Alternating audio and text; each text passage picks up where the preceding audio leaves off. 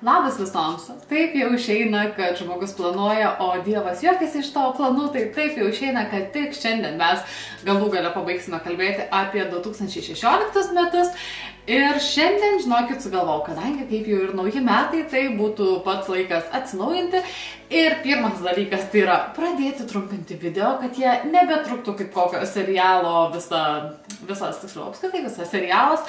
O truputėlį trumpiau, kad galėtume žiūrėti jums patogių laikų ir neatsidėlioti, kad, o Dieve, dabar 20 minučių reikės žiūrėti jos video, kada man rasti laiko. Ir antras pakeitimas yra toks, kad nusprendžiau tarp savo mėgstamiausiųjų įvesti tokį naują tvarką. Tai yra išrinkti viso tik tais 5 produktus, nes jūs žinot, kad aš labai tikrai myliu daugelį produktų ir aš visada noriu jas paminėti. Kartais išeina taip, jog apie vieną produktą pasakoju kiekvieną kartą jau kokį pusę metų ir apie vėl jį dar kartą pasakoti, aš tikiu, kad jums nusibosta. Tai tiesiog atrinkau konkrečiai 5 iš kokių 20, kurie tikrai labai verti dėmesio. Ir šiais metais nusprendžiau, kad gana man būti tokia švelnia ir gerai, nes aš esu bjauri ir tai, ta prasme, galbūt ne visi žino, ne visi pastebi, bet mano draugai tą tikrai žino. Laikasgi po metų darbo ir video filmavimo ir jums leisiu su manim susipažinti, taip kad šiandien dar aptarsime 5 produktus, kurie man nepritiko, neįtiko ir tiesiog su jais yra pats laikas atsisveikinti ir daugiau antro gyvenime nei aš pirkčiau, nei aš rekomenduočiau. Taigi, gal pradėkime visgi nuo tų gerųjų naujienų ir kadangi gruodis buvo toks jau labai šventinis mėnuo, tai ir gavosi ir tokie produktai, kurie buvo būtent skirti pasipuošimui, galbūt keletas bus ir labiau kasdienai, bet manau atkreipkime dėmesį į tas dienas, kuomet norime mes suspindėti ir aš jums noriu tikrai parekomenduoti, tik tais aišku su visokiam išlygom, kurias tikrai aptarsiu greitai. Tai yra Isadora makiažo pagrindas Cover Up, tai yra makiažo pagrindas ir maskuoklis viename. Ir jis man paliko labai gerą įspūdį dėl to, kad jis idealiausiai maskuoja, kai aš norėdavau filmuoti ar būdavo koksai ta pati kalėdinė vakarienė ar naujieji metai, tikrai nesinori, kad kažkokie tais minusai išlystų, tai jo pasidažydavau ir visas veidas atrodo taip, kad tik tais, kaip žinot, tokia balta paklodė, ant kurios tik ir noris kažką darbuotis, kažką tais daryti. Manau, jog idealiausiai pasiteisintų tom, kas turi sausą odą, nes neišryškina jokių trūkumų ar panašiai. Tačiau riebiaodėms yra šiek tiek kaip ir man sunkiau, kadangi nelabai ilgai išlieka. Tai yra man kokias 5 valandas, kol jau galiu pirštu tai pradėti braukti, bet tai nemanau, kad yra problema, kadangi yra tikrai daugelis priemonių ir netgi keletą aš jų aptarsiu visai neužilgo, kurios man padėjo išgyventi kaip manoma ilgiau su šiuo makiažo pagrindu. Tai apžvalgą taipogi galite rasti mano tinklalapyje, pasiskaitykite, ten pamatysite visas nuotraukas ir šio makiažo pagrindo galimybės.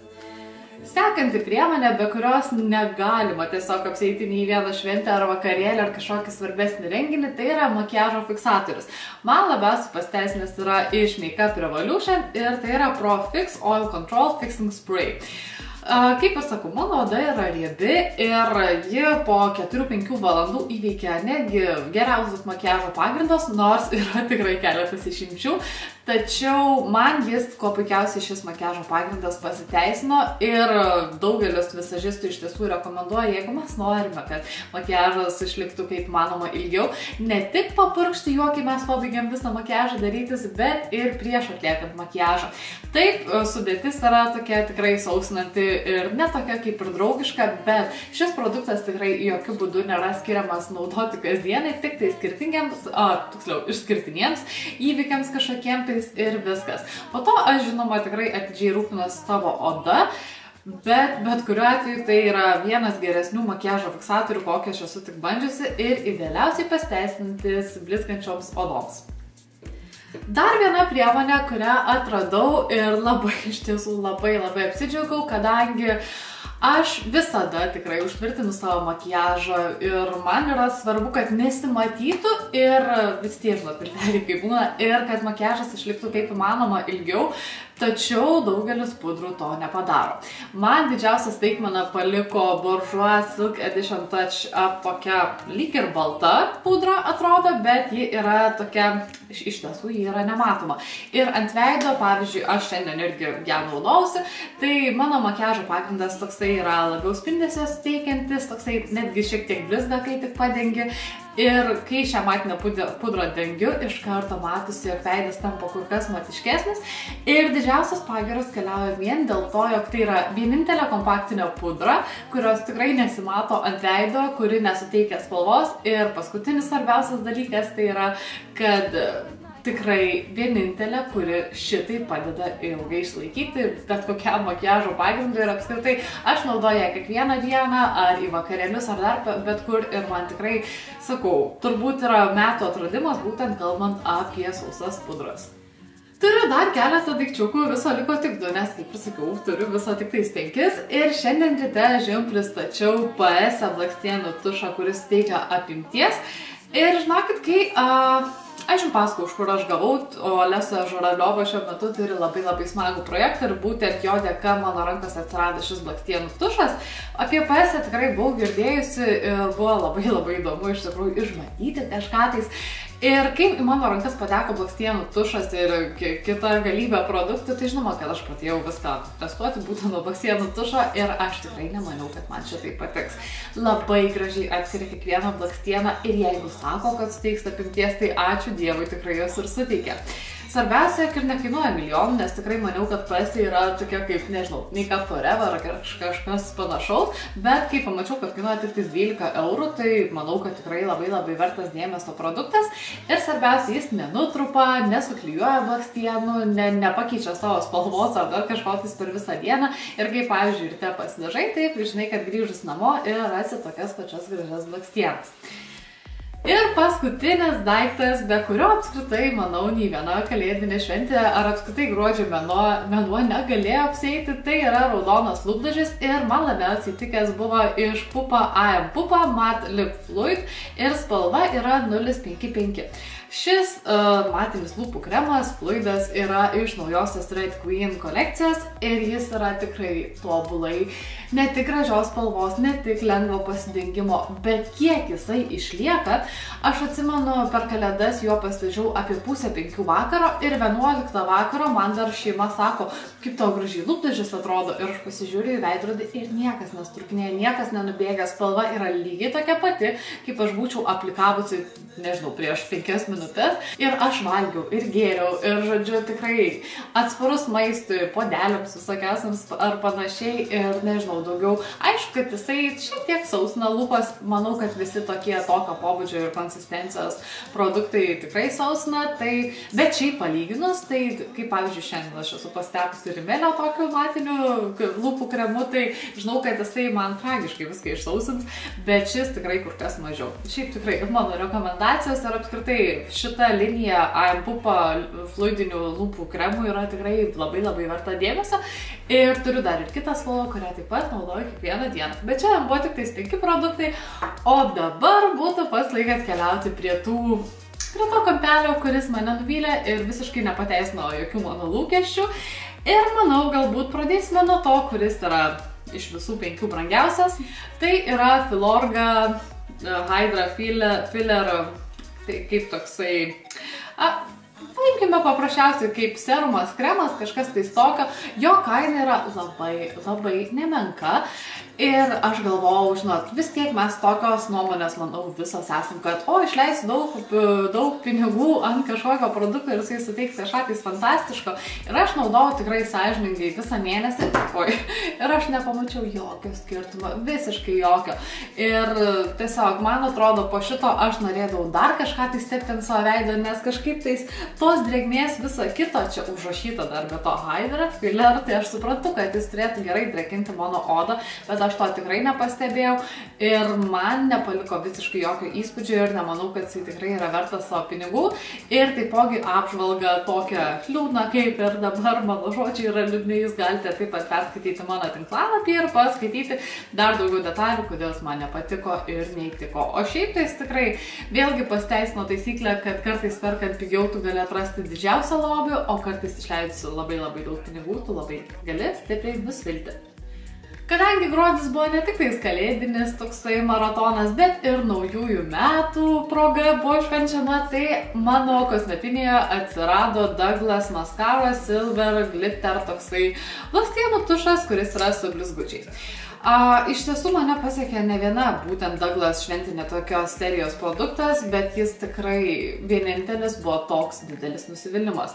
Aš su juo bandžiau visais būdais žaisti ir pavyzdžiui, įsivaizduokim, kad aš tik ką pasižiūrėjau blakstienas, jos jau sudžiuvo ir aš ant viršaus pradedu dažyti ir viskas vėl tampa taip šlapia, kad jos visos pirmiausia sulimpa į vieną krūvą ir atrodo, nežinau, kad tuo viskas nubėgs, o kad blizgučių matytųsi, tai nežinau, kiek man reikėjo aplikuoti, gal kokius 5 sluoksnius bandžiau tepti, kad priliptų bent vienas blizgutis. Galėčiau pastebėti, jo klaida yra dviejose aspektuose. Pirma, blizgučiai yra tikrai labai per dideli ir mano jautriom akim jie tikrai nepatiko. O antras reikalas yra būtent aplikatorius, kuris tikrai neleidžia tiesiog gražiai padažyti blakstienų ir tuo labiau gražiai priklijuoti ten tų blizgučių. Tai bandžiau ir su savo aplikatorium ir taip toliau, bet sakau, dalelytės buvo per didelės ir man tiesiog visiškai nepatiko. Tai nežinau, tikrai manau, kad atsisveikinsiu, galbūt kažkur ras naujus namus ar panašiai, bet tikrai mano namuose jis nebegyvens. Sekanti priemonė, kuri galėtų atrodyti, wow, Patricija, kaip tau nepatiko, bet žinokit, man jis neįtiko ir aš jį ilgai laikiau ir bandžiau prilipdyti prie savęs, kažkaip prisijaukinti, bet visiškai nepatiko. Tai yra L'Oreal Infallible 24 valandos matiškumo suteikiantis makiažo pagrindas. Pirma, kas man labai nepatiko, tai yra, kad jisai matosi ant veido. Antra, jisai oksiduojasi ir pasikeičia spalva. Trečia, netyčia, jeigu lauke ar dar kažkur užkrinta vandens lašelis, jisai nubėga ir lieka toks labai negražus ruožas.